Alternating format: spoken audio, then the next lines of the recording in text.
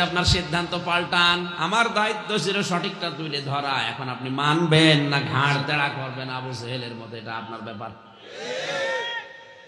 এ কোরআনে কারীম আবু বকর নবীজির মুখেই শুনেছিল, আবু জেহেলও শুনেছিল। দুইজনে মানুষ, দুইজনের নামের আগে আবু আছে। কি আছে বলেন বলেন?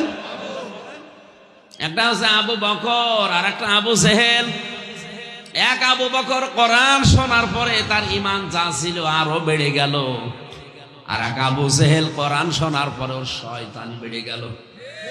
এখানে আবু বকরের মতো মন নিয়ে যদি কেউ বসে, আজকের আলোচনার সাবজেক্ট যেটা, এটা বুঝলে তার ঈমান বাড়বে যদি ঈমান থাকে। অনেকে হয় যে বলে যে নামাজ না পড়লে কেউ আমার ঈমান ঠিক আছে, ওর তো ঈমানই নাই, ঠিক থাকবে কি করে?